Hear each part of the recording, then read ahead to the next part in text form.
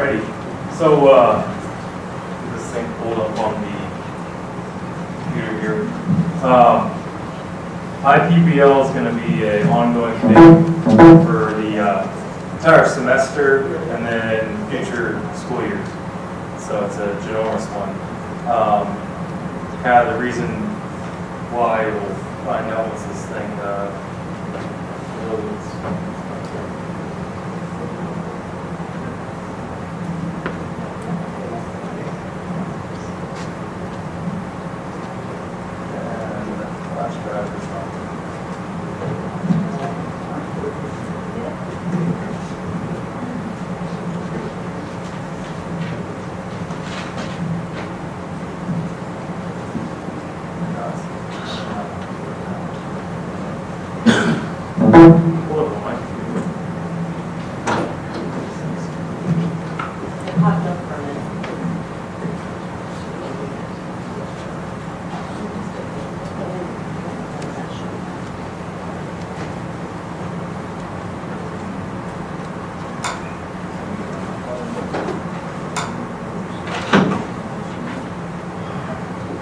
Maybe try the USB port on the other side. Yeah, I switched. Did you switch over to? I have my laptop, so I can. I'll take that computer off. I don't know. The flash drive I have is dated, so it might not have the newest software. There it is. There it is. There you go. TV out?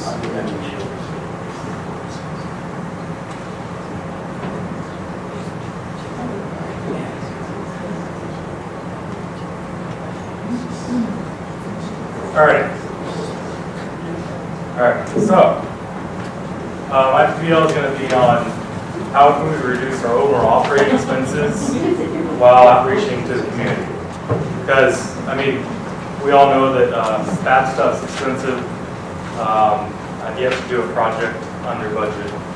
So, it's like the rule of three is going to be 3 times more expensive, 3 times the aggravation, take 3 times longer.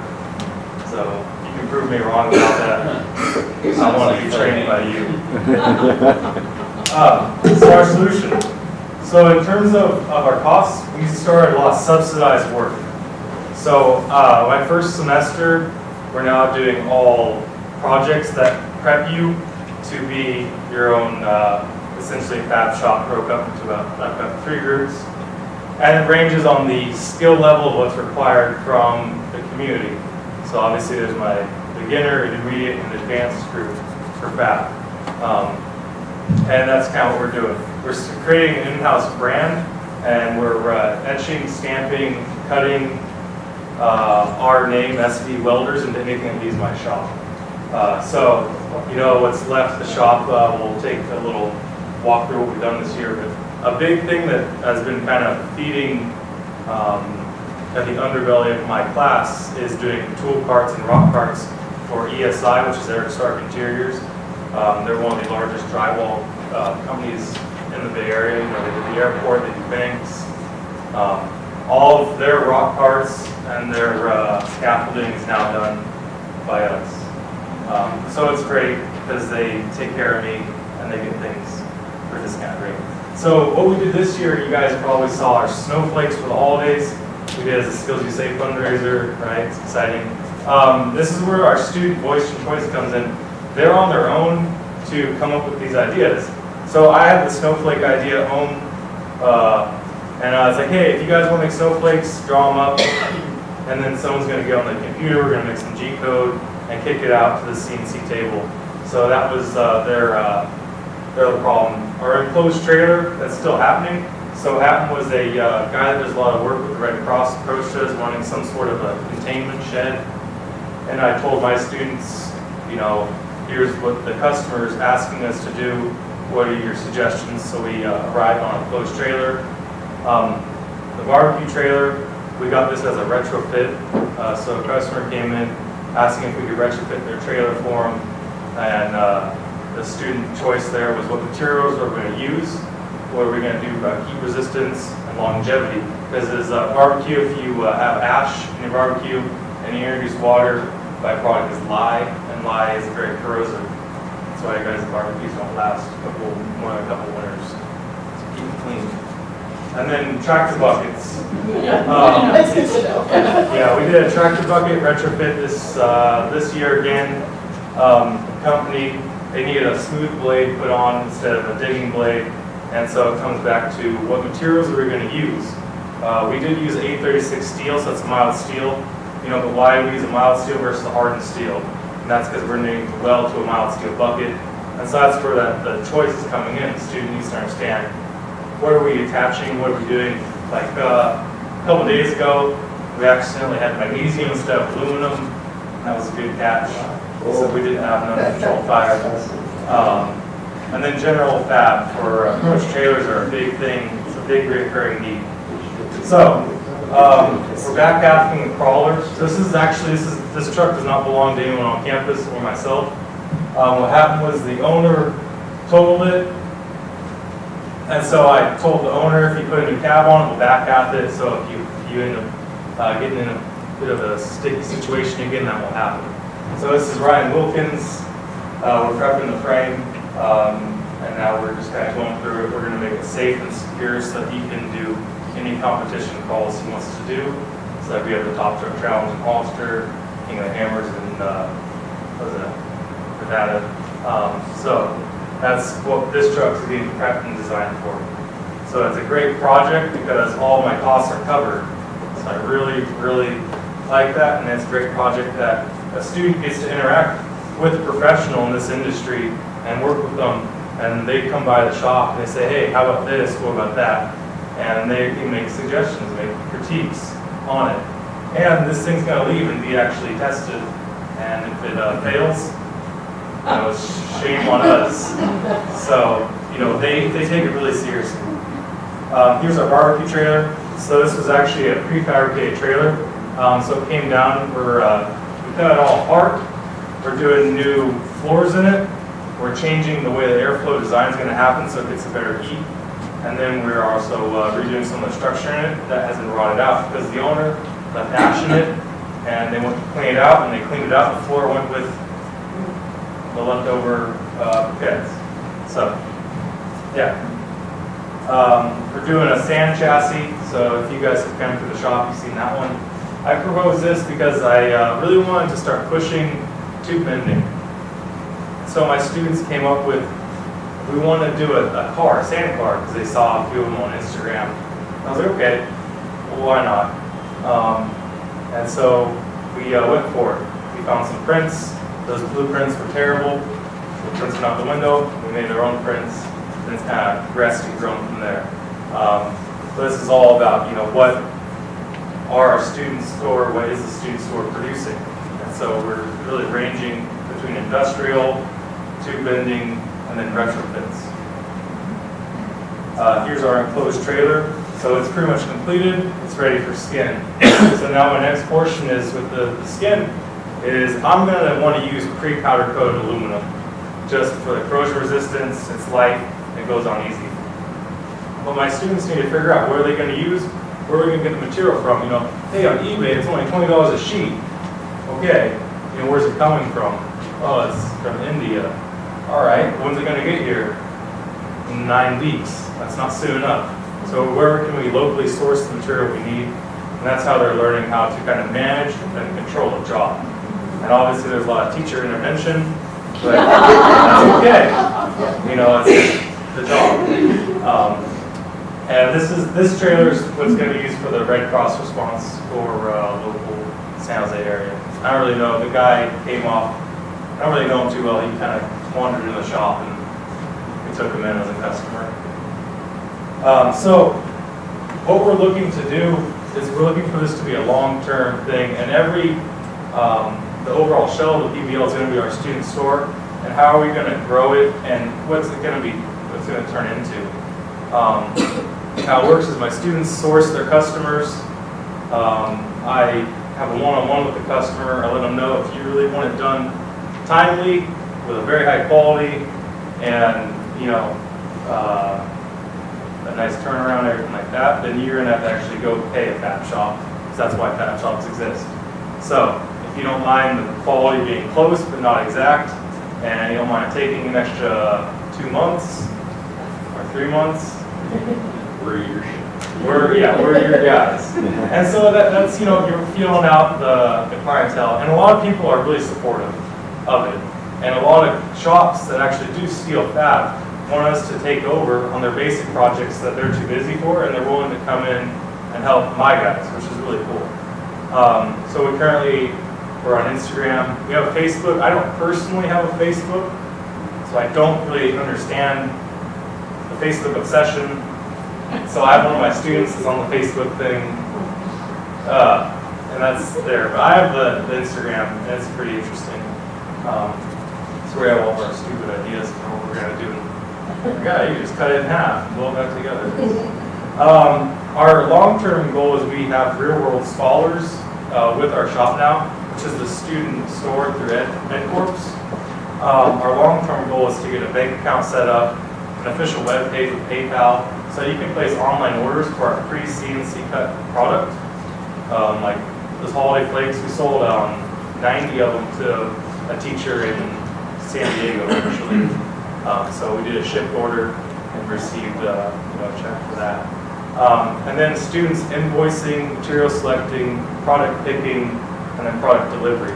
So they're taking the entire project on, and lots of things get left out. That's okay, because that's where we're coming in. So that's kind of where we're going to grow this PBL, and it's I understand it's a different take and look at PBL, but I look at it as a way that how can we offer more choice to our students and yet control them, and how can we help subsidize a lot of learning expenses, you know, that are on the financial side. Because if I can get a free project, essentially, I'm all about it, and the students really get to see their parts in industry.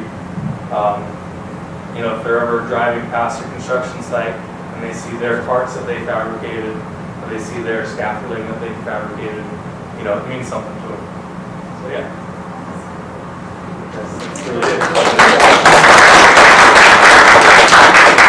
So I have to tell you, Cassidy has done a great job on reducing the overhead of his budget, and he's also very creative of leveraging some of these projects when he comes to me on some of his ideas also. So pretty fantastic on really kind of coming up and opening up and being cost effective and self-sustaining, so he can kind of move the level of projects he's working on throughout the way. So really great idea on that. So problems, kind of sticking points, because you do have a wide array of students in your class. Problems is absenteeism.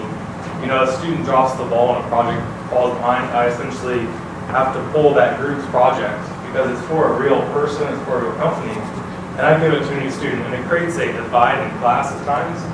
But at the end of the day, is you have to be accountable. If you're going to tell me you're going to complete this fab project by Friday, and Friday rolls around, I have a customer backs his truck and trailer up to receive his product, and I just stand there like, sorry about your luck. This guy took time out of his day, drove down, you know, and it's not here. Or I've had a material be loaded in a truck, and then bolts are missing, or things are broken off inside it. And I have to say, I'm really sorry, I'm going to unload this, and you have to come back in a week when we get it straightened out. And the student now has to explain to the guy that purchased the material why their bolts stripped, why our bolts missing. You know, and so that's been the hardest thing, and that happens about twice a school year, 3 times a school year. And then the kids are just, you know, terrified of that happening again because they don't know this man in this big company truck that's picking up this stuff. They don't want to let him down. They don't want to let the company down. And so, I mean, they're accountable. So the kids have a lot of voice and choice in the projects they're working on. Yeah. So those finished projects, when they're walking out the door to some of these customers, what are your students doing when they see that successful project walk away? They're pretty excited. They really do enjoy it. They're impressed with themselves. Like when we did 15 rock carts last semester in I think like 6-8 weeks. So they were cranking. And when they finally got them all painted and we had them stacked up in the shop, ready to leave the shop, the kid was like, wow, you did all those. I said, yeah, absolutely. That was your guys' project. And they got to meet the company foreman, the job site's foreman, and, you know, say, well, what do you guys do? And they say, oh, we do this, and this is what we use it for, and they had no idea about it. So that's kind of the cool thing. In terms of like their voice and choice, I'm open for anything besides kids that want a straight pipe and Miata. Like that's like just, everyone's like, oh, we could be a muffler shop. There's no muffler welding. That is not a thing. Like that's a thing in industry, I guess, but it's not anywhere I'm gonna go. You know, I strive that we're heavy fabrication. We're using, you know, complex geometry. We're having to figure out picking parts. We're not just hacking stuff up to keep ourselves busy. Because that's not a sustainable growth pattern for a company. So that's the reason why there's lots of choice, but there's lots of denials. So questions, comment, input? Very entrepreneurial is my comment. Have you thought about giving your store a name? Yeah, we're the SV Welders, Okay. and our Instagram page is svct_welding. The Facebook page is under construction because I guess I just have a mental stigma about millennials and Facebook. I personally don't enjoy Facebook, but it's a thing that we need to network, and I just need to get over it. We need to make some real good content on the feed on that. I'd rather have my student store's website over a Facebook page connected through EdCorps, because that way we're going to showcase product and you can actually do online orders. You know, for like all the CNC stuff, so like my welcome signs, my holiday ornaments, my key racks. We've got some little knick-knacky things like a wine rack, fire pits. All that stuff is prefab. So we essentially have a G code for our CNC table, and now I can have descriptions. And you can purchase it, and it goes in a box and gets mailed to wherever you want. So that's where I would like to kind of send a small portion of it, but I want the students to be open to adding to what they want to make. You know, so it's not going to be, today your assignment's, you know, 100 fire pits. There's no learning. There's no learning. Yes, we have Terry and then So, Lauren will pick. I'm open for each projects come, projects go, and it kind of shifts with the current structure of the class. Very. So, it sounds like you have a lot of people from the industry coming to you and have you do work for them. And that these fabrication shops are like maybe need more staff or looking for employees. So do you see this as, you know, your welding, is this going to be a like pipeline for some of these Yeah, so that's kind of young where we're. people to get jobs in these shops? That Yeah, that's sounds where we're like sending you. it, is get jobs in shops, learn how to run a job site, learn how to run your own jobs. I do have a lot of students go directly to shops that we've done business with because they see the caliber of student, or they see an employee that has no bad habits yet and can be taken to the next level. That's often what we see with the older employees, some bad habits. Bad habits, I like that. So, if we could talk later about this, so I immediately am thinking about like where can you sell stuff? So I'm thinking about like where do I buy stuff? So Etsy is a big, like especially for different, like you said, like knickknacks and like wine racks, I totally would be all over that. So Etsy is a store and one of your students completed. And Pinterest. Have you heard of Pinterest? I've never been on Pinterest. We need to talk Pinterest, Cassidy. Talk This about is ideas. stuff. We're gonna hang out later. So you guys can talk later, so thank you Thank you very guys much, for your time. Cassidy. Fantastic presentation. Sheila.